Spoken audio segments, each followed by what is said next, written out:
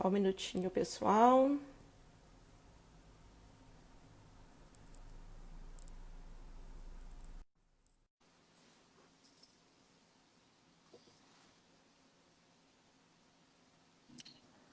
Aê!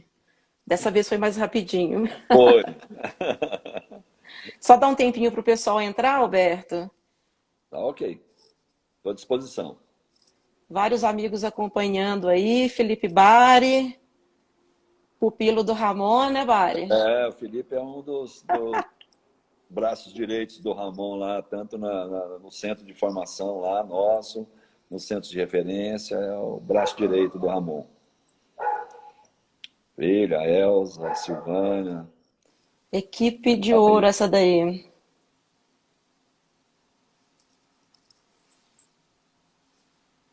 Vamos lá, pessoal, então dar continuidade. Deixa eu só recuperar aqui as questões.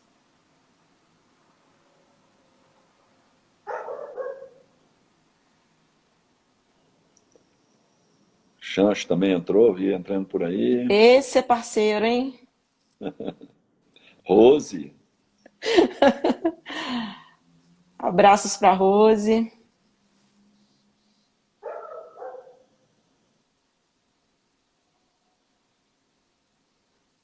Então vamos lá, retomando aqui, a Carla Dantes, grande profissional aqui que está fazendo um trabalho brilhante com a equipe de voleibol sentado. Ela pergunta sobre os eventos do segundo semestre, com o Congresso Paradesportivo, mas isso a gente já abordou, né? Então eu vou passar para a próxima, só reforçando para a Carla que foi cancelado, né, Alberto, o Congresso Paradesportivo. exato, exato. Tá? Beleza, deixa eu passar para a Foi próxima aqui. adiado para 2021, assim como para a Perfeito. Olimpíada.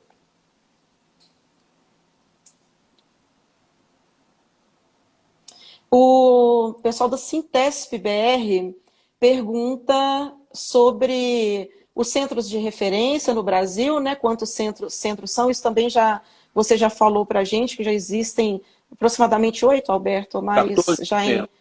14 centros, assim, nós temos alguns que já estão ativos, tá? Que já estão implantados, consolidados, outros estão em fase final. Então, mas hoje nós diríamos que temos aí entre os implantados e com o processo finalizado, em torno de 14 centros. A ideia é que a gente tenha aí pelo menos 27 a 30 centros até 2024.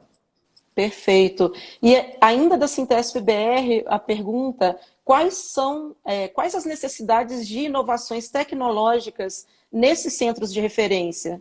Bom, isso Existe já essa demanda? Muito legal a pergunta. é fundamental. Sintesp, inclusive, o Sintesp BR, né, aqui da Universidade Federal de Uberlândia, é o primeiro centro de inovações tecnológicas paralímpicas, né, do Brasil, fazendo um trabalho fantástico juntamente com o Ministério de Tecnologia e Inovações.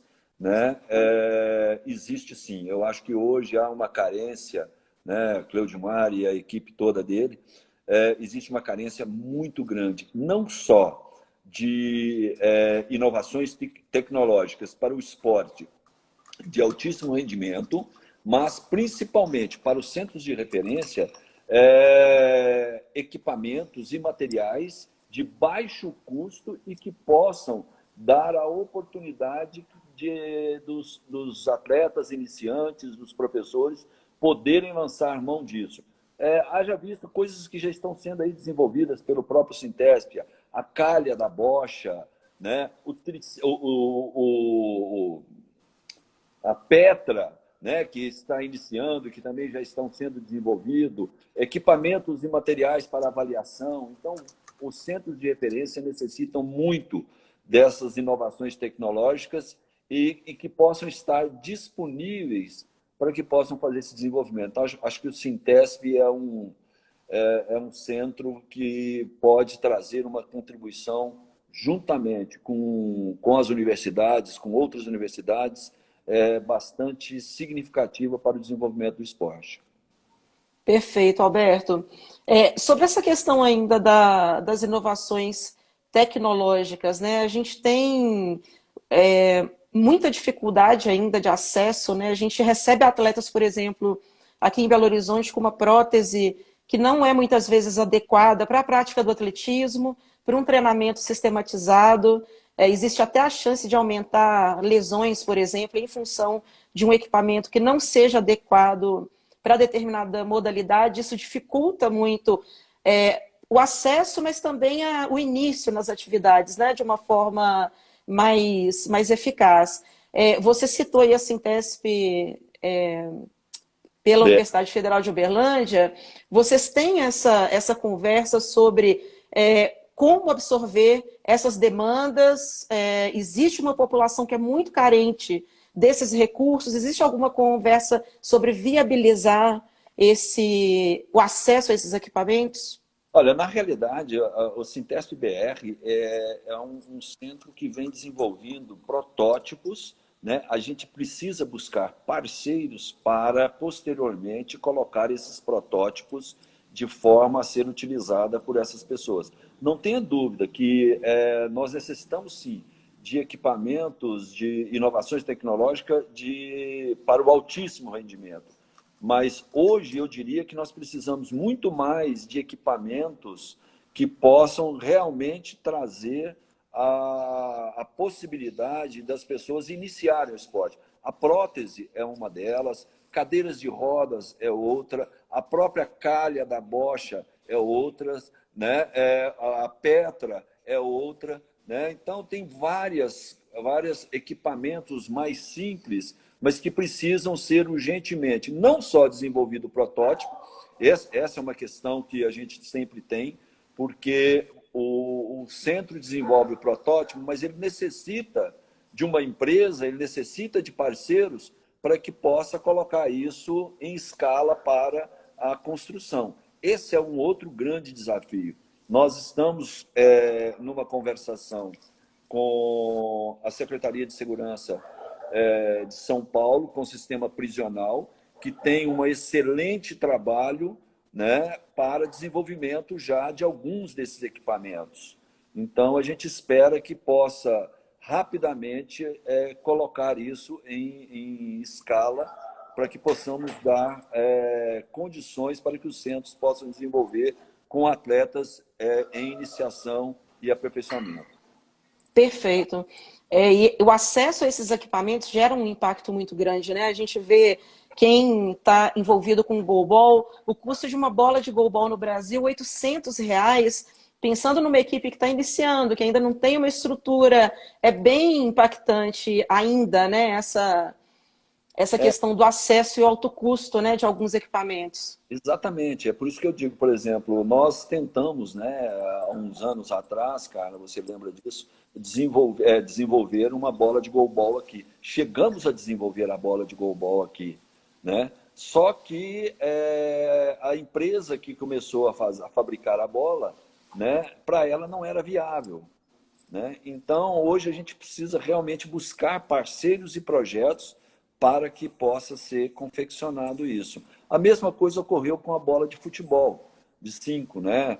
A primeira Paralimpíada de Atenas, onde o futebol de 5 entrou, o Brasil ofereceu as bolas para todo o mundo, não só para a Paralimpíada, mas para todos os países do mundo, porque era a bola oficial dos Jogos Paralímpicos de Atenas, né? E era uma bola confeccionada pelo sistema prisional, que era um projeto do Ministério do Esporte na época, um projeto Segundo Tempo, né, que infelizmente, não sei o motivo pelo qual ele terminou, né? São Paulo vem fazendo um trabalho interessantíssimo com relação a essa confecção de não só materiais esportivos, mas materiais escolares, marcenarias, serralherias, etc. É um trabalho muito bom, né?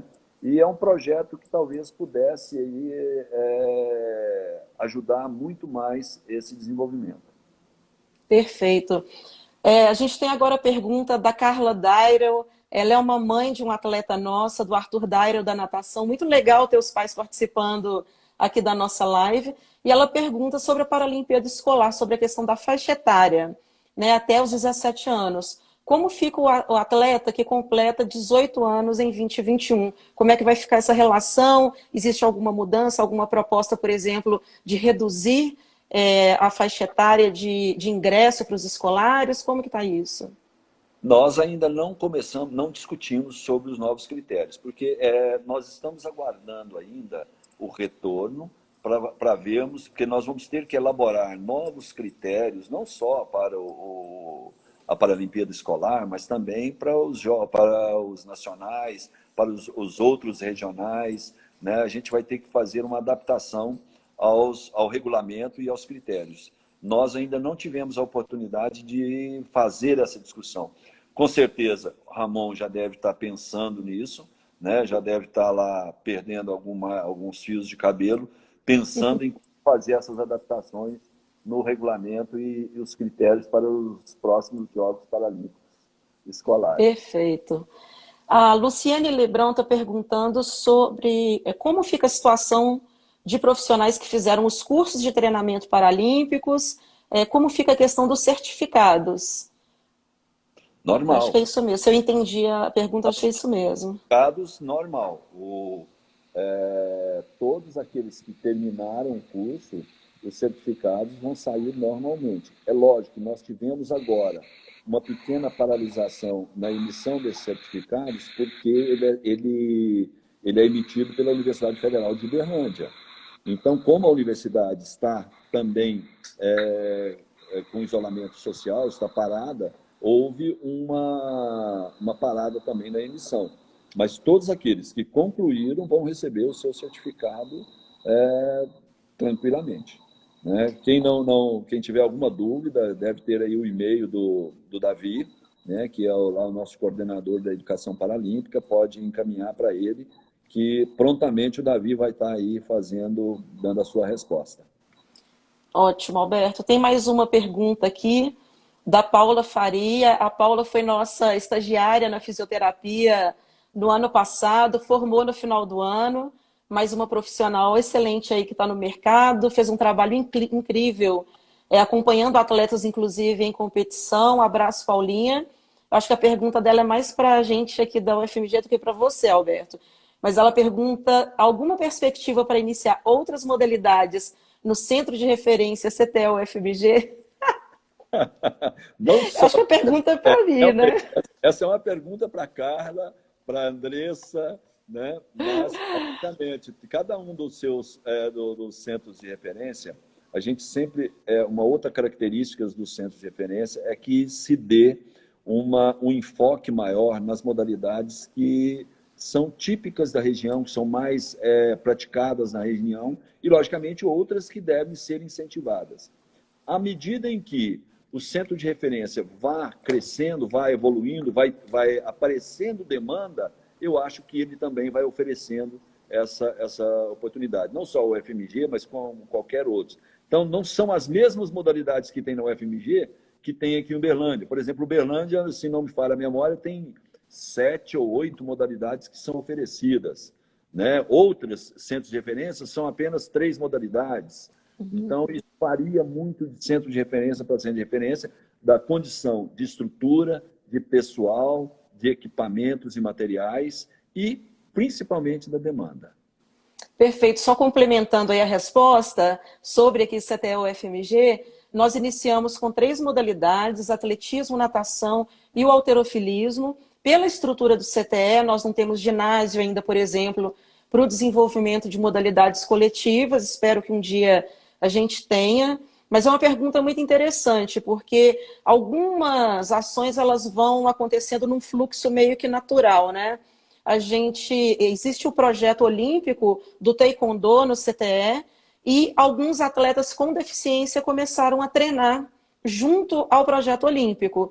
Então, hoje, existe um treinador que já está direcionando as ações. Então, eu acho que para o futuro, o Para-Taekwondo pode ser uma próxima modalidade que a gente tem chances de ampliação aqui em BH. A gente espera que outras modalidades venham no futuro, mas inicialmente, principalmente considerando a estrutura física, a instalação esportiva que a gente tem, é o que a gente consegue desenvolver de uma forma mais segura, né? E segura também no sentido de metas, né? A gente não pode projetar algo que a gente não vai conseguir operacionalizar.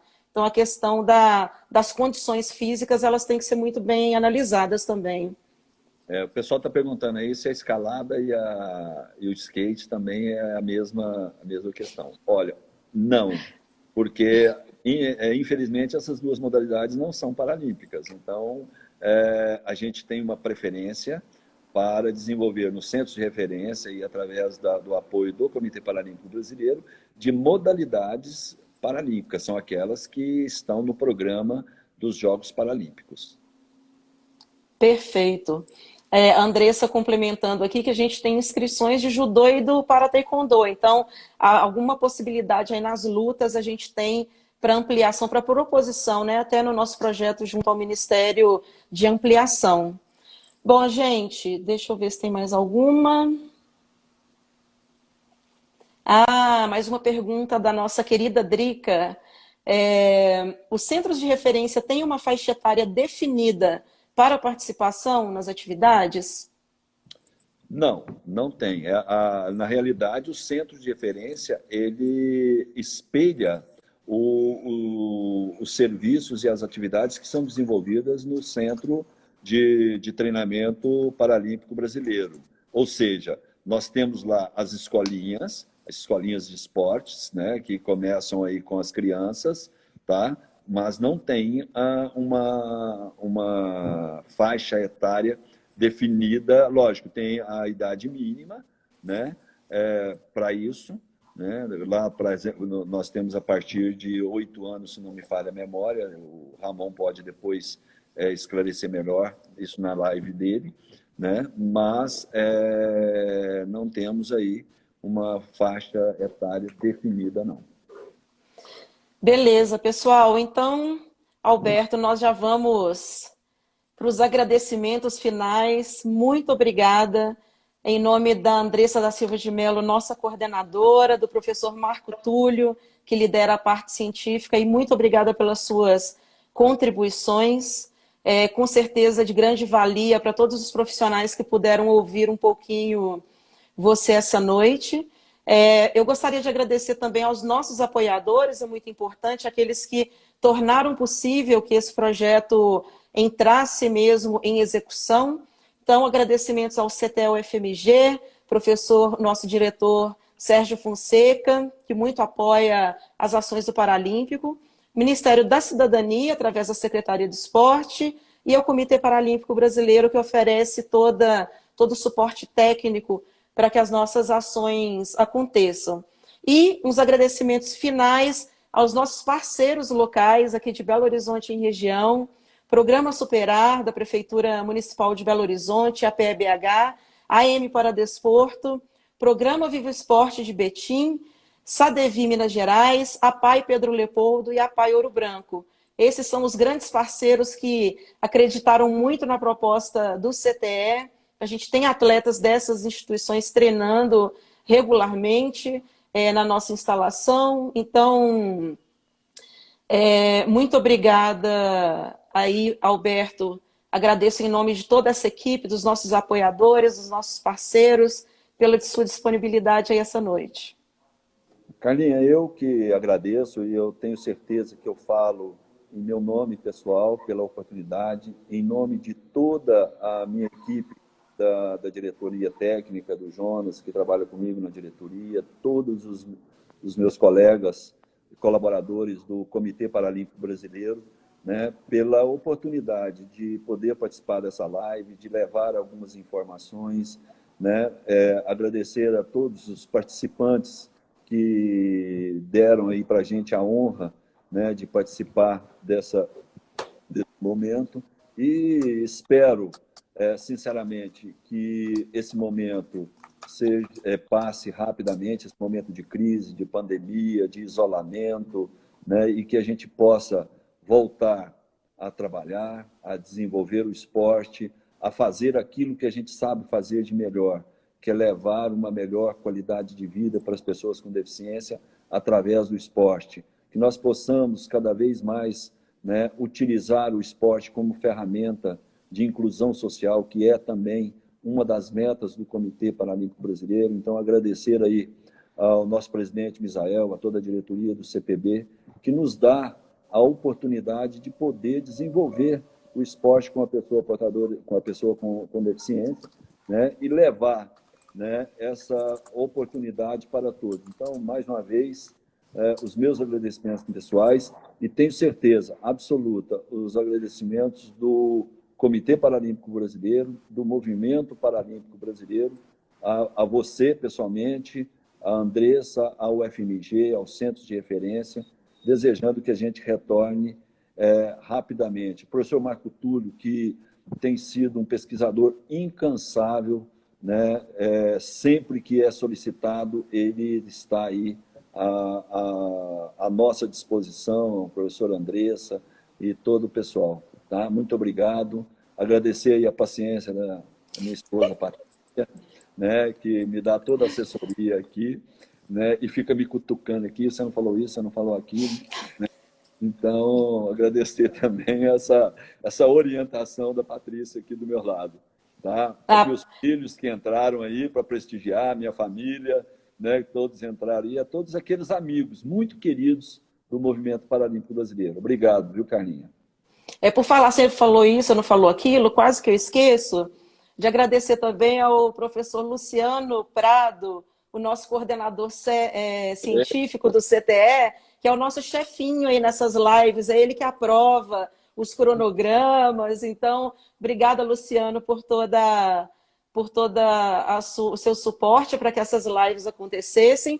E só deixar um recado para o pessoal que no dia 3 de junho, às 19 horas, é a nossa próxima live, será com o Dr. Ezugi, médico do CPB, tem muitas questões da área da saúde, cuidados com os atletas, essa possibilidade ou não, esses estudos de retomada, será uma ótima oportunidade para a gente sanar essas dúvidas com ele. Então, fiquem ligados, a gente vai soltar no Instagram do Centro de Referência, que é o @crpb.cte.ufmg. A gente vai soltar toda a programação das próximas lives e a próxima a gente tem o Dr. Ezugi com a gente falando um pouquinho sobre os cuidados da área da saúde. Obrigada, Alberto. Poder falar já do protocolo de retorno. Isso, vai ser ótimo para ele detalhar isso aí com a gente. Alberto, muito obrigada. Agradeço a todos aí que acompanharam a nossa live. Fiquem ligados aí no nosso Instagram, que a gente tem uma programação muito legal para o mês de junho. Vários temas super importantes para essa fase que a gente está agora. Então é isso. Obrigada a todos aí pela audiência. Obrigado. Boa noite a todos. Boa noite, pessoal.